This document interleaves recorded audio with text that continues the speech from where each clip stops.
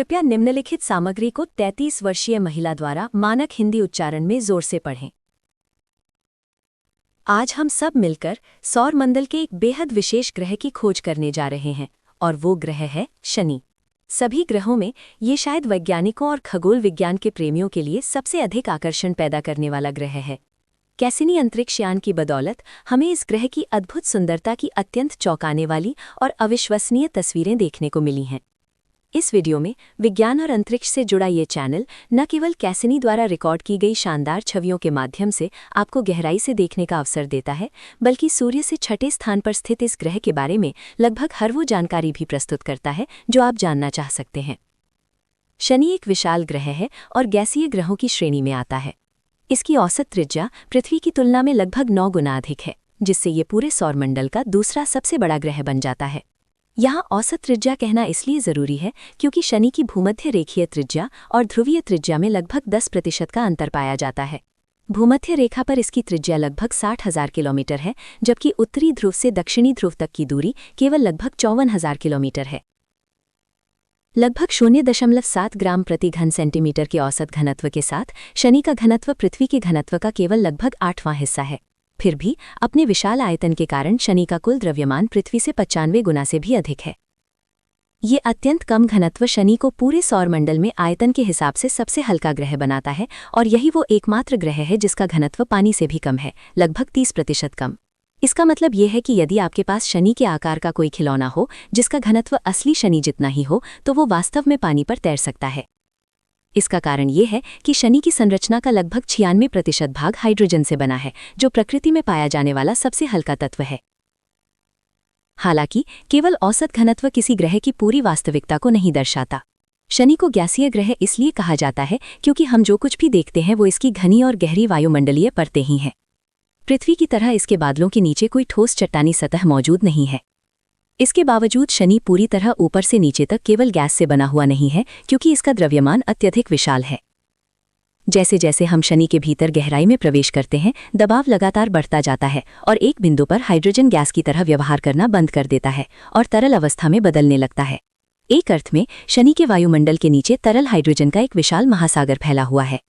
इससे भी अधिक गहराई में संभवतः धात्विक हाइड्रोजन की एक परत मौजूद है, जहां दबाव इतना अधिक होता है कि हाइड्रोजन धातु की तरह व्यवहार करता है।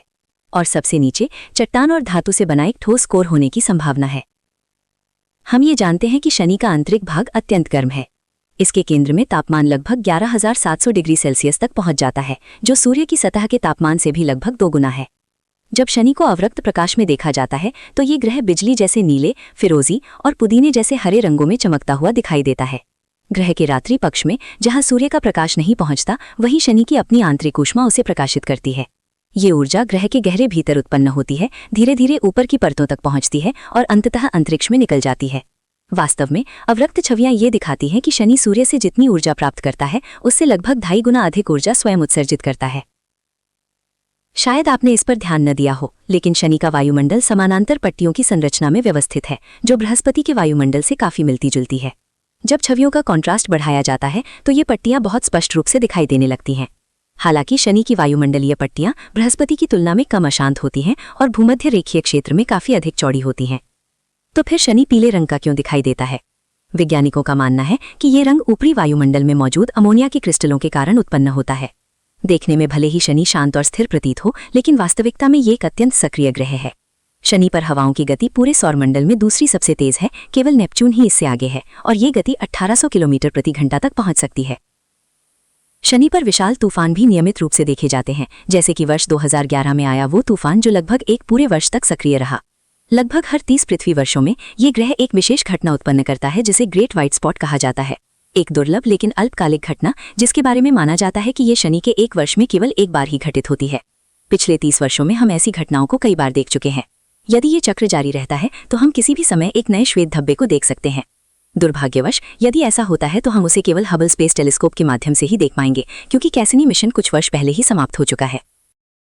इसके अलावा शनि पर असंख्य छोटे Cassini has even detected the sound of thunder. कड़कने की घटनाएं अक्सर देखी जाती हैं। कैसिनी अंतरिक्ष यान ने तो यहाँ तक कि बिजली की आवाज को भी While this might sound weak, the sound you are hearing is actually the radio waves produced by the lightning converted to audio. Radio तरंगे होती हैं जिन्हें ध्वनि में परिवर्तित किया गया है। सच्चाई ये है कि शनि पर होने वाली बिजली पृथ्वी की बिजली से लगभग 1000 गुना अधिक शक्तिशाली होती है। प्रिय दर्शकों, यदि आपको ये वीडियो रोचक लगा हो तो कृपया हमारी टीम को प्रोत्साहित करने के लिए एक लाइक ज़रूर करें और चैनल को सब्सक्राइब करें ताकि हमें और भी अधिक दिलचस्प वीडियो आपके लिए लाने की प्रेरणा मिलती रहे। आपका दिल से धन्यवाद। अब फिर से तूफानों की बात करें तो जैसे जैसे हम ग्रह के ध्रुवों की ओर बढ़ते हैं हमें ये पता चलता है कि प्रत्येक ध्रुव पर विशाल और लगभग स्थायी तूफान मौजूद हैं। नासा ने नवंबर 2006 में रिपोर्ट किया था कि कैसिनी ने दक्षिणी ध्रुव पर एक उष्णकटिबंधीय तूफान जैसा चक्रवात देखा जो वहीं स्थिर होकर जकड़ा हुआ था। इसमें स्पष्ट रूप से तूफान की आंख और चारों ओर घना बादलों का घेरा दिखाई देता था। ऐसा दृश्य इससे पहले पृथ्वी के अलावा किसी भी अन्य ग्रह पर कभी नहीं देखा गया था। ये बादलों की अंगूठी पृथ्वी के उष्णकटिबंधीय चक्रवातों की दीवार जैसी होती है, लेकिन आकार में कहीं अधिक विशाल। इसके केंद्र में मौजूद हवा अपेक्षाकृत गर्म होती है, ठीक वैसे ही जैसे पृथ्वी पर तूफान की आंख में होती है। फर्क बस इतना है कि शनि पर यह तूफान घूमता नहीं बल्कि ध्रुव पर स्थिर रहता है। शनि का उत्तरी ध्रुव तो और भी ज्यादा रहस्यमय है। यहाँ एक स्थायी षटकोणीय आकार का तूफान मौजूद है जो वायुमंडल के साथ नहीं बल्कि पूरे ग्रह के साथ घूमता है। इस षटकोण की प्रत्येक सीधी भुजा लगभग 13,800 किलोमीटर लंबी है जो पृथ्वी के व्यास से भी बड़ी है। इतना विशाल और अनोखा ढांचा आखिर क्यों बनता है? सच कहें तो इसका कोई निश्चित उत्तर हमारे पास अभी भी नहीं है। हालांकि इस क्षेत्र में मौजूद विभिन्न वायुमंडलीय पट्टियों के बीच गति और शानता के अंतर को उन परिस्थितियों में गिना जाता है जिनसे ऐसा असामान्य बहुभुज आकार बन सकता है। प्रयोगशालाओं में किए गए परीक्षणों से ये दिखाया गया है कि यदि किसी गोल तरल पात्र में केंद्र और बाहरी किनारे अलग अलग गति से घूमें तो ऐसे ही बहुभुज आकार उभर सकते हैं। फिलहाल यही सबसे प्रमुख परिकल्पना मानी जाती है। दिलचस्प बात यह है कि इस षटकोण के केंद्र के पास एक और संरचना भी मौजूद है जो किसी तूफान की आंख जैसी दिखाई देती है। हालांकि शनि का चुंबकीय क्षेत्र बृहस्पति जितना शक्तिशाली नहीं है, फिर भी इसके पास एक मजबूत मैग्नेटोस्फीयर है जो संभवतः ग्रह के भीतर मौजूद धात्विक हाइड्रोजन की परत से उत्पन्न होता है। ये चुंबकीय क्षेत्र अंतरिक्ष में बहुत दूर तक फैलता है और इतना शक्तिशाली है कि सौर पवनों को मोड़ सकता है। अन्य चुंबकीय क्षेत्र वाले ग्रहों की तरह शनि पर भी ऑरोरा यानी ध्रुवीय प्रकाश दिखाई देता है। ऑरोरा की स्थिति और चमक सौर पवन के दबाव पर काफी हद तक निर्भर करती है। जब ये दबाव बढ़ता है तो ऑरोरा और भी चमकीला हो जाता है और ध्रुवों के और करीब दिखाई देने लगता है। शनि पर ऑरोरा बनने की प्रक्रिया पृथ्वी जैसी ही है, जहां सौर पवन से आए इलेक्ट्रॉन चुंबकीय क्षेत्र की रेखाओं के साथ चलते हुए ऊपरी वायुमंडल में प्रवेश करते हैं और परमाणुओं व अणुओं से टकराकर विभिन्न रंगों और तरंग दैर्ध्यों में प्रकाश उत्सर्जित करते हैं। पृथ्वी पर यह प्रकाश मुख्य रूप से ऑक्सीजन और नाइट्रोजन से आता है, जबकि शनि पर यह हाइड्रोजन से उत्पन्न होता है। मेरे लिए शनि की सबसे अद्भुत विशेषताओं में से एक इसकी भव्य वलय प्रणाली है। शनि के पास एक अत्यंत स्पष्ट और विशाल वलय तंत्र है जिसमें 10 प्रमुख और लगातार फैले हुए वलय शामिल हैं। इन वलयों के नाम आमतौर पर अक्षरों के आधार पर रखे गए हैं। हालांकि ये नामकरण कभी कभी भ्रमित करने वाला हो सकता है। ग्रह के सबसे नजदीक से बाहर की ओर जाएं तो पहले बेहद धुंधला डी वलय आता है, फिर सी वलय, उसके बाद सबसे चमकीला और चौड़ा बी वलय, फिर ए वलय जो अंतिम बड़ा चमकीला वलय है और अंत में एफ वलय। ये सभी वलय शनि के केंद्र से लगभग 66,000 किलोमीटर से लेकर 1,40,000 किलोमीटर तक फैले हुए हैं। इनका निर्माण मुख्य रूप से जल बर्फ से हुआ है जिसमें थोड़ी सी मात्रा में धूल और चट्टानें भी शामिल हैं। जब इन चमकीले वलयों के किसी हिस्से को पराबैंगनी प्रकाश में देखा जाता है तो ये स्पष्ट होता है कि वलयों के बाहरी हिस्से में बर्फ की मात्रा अंदरूनी हिस्से की तुलना में कहीं अधिक है। कृपया निम्नलिखित सामग्री को 35 वर्षीय महिला द्वारा मानक हिंदी उच्चारण में जोर से पढ़ें। चित्रों में दिखाई देने वाला लाल रंग उन पतले और विरल उपवलयों को दर्शाता है जिनका निर्माण संभवतः गंदे और आकार में छोटे कणों से हुआ है, जबकि नीले हरे रंग वाले वलय बर्फ से भरपूर होते हैं। रेडियो तरंगों के अवरोध से प्राप्त चित्रों के आधार पर वैज्ञानिक वलयों को बनाने वाले कणों के आकार का अनुमान लगा सकते हैं। यहाँ रंगों का उपयोग कणों के आकार को दर्शाने के लिए किया गया है। लाल रंग उन क्षेत्रों को दिखाता है जहां कणों का आकार 5 सेंटीमीटर से बड़ा है। हरा रंग 5 सेंटीमीटर से छोटे कणों को दर्शाता है, जबकि नीला रंग 1 सेंटीमीटर से भी छोटे कणों का संकेत देता है। सामान्य रूप से माना जाता है कि वलयों के कण 10 मीटर से बड़े नहीं होते और उनमें से अधिकांश सूक्ष्माकार के होते हैं। प्रमुख वलयों की मोटाई केवल लगभग 10 मीटर से लेकर अधिकतम 1 किलोमीटर तक हो सकती है। शनि के वलय पूरी तरह सममित नहीं हैं। ग्रह के विषुवत काल के दौरान ये वलय विकृत भी हो सकते हैं। यदि आप बी वलय और ए वलय के संगम क्षेत्र को जूम करके देखें तो आपको कुछ किलोमीटर ऊंची उठी हुई संरचनाएं दिखाई देंगी, जिन्हें उनकी छाया के कारण पहचाना जा सकता है। जब दृश्य को थोड़ा दूर से देखा जाता है तो इन संरचनाओं की विशाल संख्या और पैमाना स्पष्ट हो जाता है। वलयों में ये तरंगे और कंपन लगातार होते रहते हैं, जो चरवाहा उपग्रहों के गुरुत्वाकर्षण प्रभाव या फिर प्राकृतिक प्रक्रियाओं के कारण उत्पन्न हो सकते हैं, और कभी-कभी केवल एक दिन में ही इनमें लगभग 200 किलोमीटर तक का परिवर्तन देखा जा सकता है। एफ वलय चरवाहा उपग्रहों की इस प्रक्रिया का एक उत्कृष्ट उदाहरण है।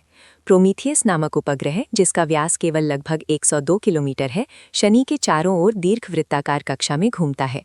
जब ये अपनी कक्षा के उस बिंदु पर पहुंचता है जहां वो शनि से सबसे दूर और एफ वलय के सबसे पास होता है, तब इसका गुरुत्वाकर्षण इतना शक्तिशाली हो जाता है कि ये एफ वलय के केंद्र से पदार्थ को बाहर की ओर खींच लेता है, जिससे अत्यंत सुंदर तरंगनुमा संरचनाएं बनती हैं। एफ वलय के बाहर दृश्य और भी जटिल हो जाता है, जहां जैनस या एपिमीथियस वलय, जी वलय, पैलिने वलय और अंत में ई वलय स्थित हैं। जब इन वलयों को सूर्य के पीछे से आने वाले प्रकाश में देखा जाता है तो ये कहीं अधिक स्पष्ट दिखाई देते हैं। ई वलय चमकीले नीले रंग में दमकता है और उसके ऊपर धुंधला सा पैलिने वलय भी देखा जा सकता है। इसके बाद जी वलय आता है और उससे भी ऊपर जैनस या एपिमीथियस वलय स्थित है। एक विशेष तस्वीर में तो हम पृथ्वी और चंद्रमा को भी देख सकते हैं, यानी हम सभी भी उसी फ्रेम का हिस्सा हैं। सबसे बाहरी वलय है फोबे वलय, जिसे अपेक्षाकृत हाल ही में खोजा गया है। ये आकार में अत्यंत विशाल है, लेकिन बहुत ही विरल है और शनि से काफी दूर तक फैला हुआ है। यदि इसे पृथ्वी से देखा जा सके तो इसका आभासी व्यास चंद्रमा के व्यास से लगभग 2 गुना होगा। माना जाता है कि इस वलय की उत्पत्ति लगभग 200 किलोमीटर चौड़े उपग्रह फोबे से हुई है, जो अतीत में कई टक्करों का शिकार रहा है। फोबे इस वलय के ठीक बाहर परिक्रमा करता है और संभवतः धूल को पूरी तरह फैलने से रोकता है, जबकि इस वलय की कुछ धूल धीरे धीरे उपग्रह आईएपेटस पर गिर रही है। आईएपेटस का रंग अत्यंत विचित्र है, क्योंकि फोबे वलय की धूल उसकी सतह पर जम जाती है, और चूंकि ये उपग्रह ज्वारीय रूप से बंधा हुआ है, इसका केवल एक ही भाग हमेशा शनि की ओर रहता है, जिससे इसके दोनों गोलार्ध एक दूसरे से बिल्कुल अलग दिखाई देते हैं।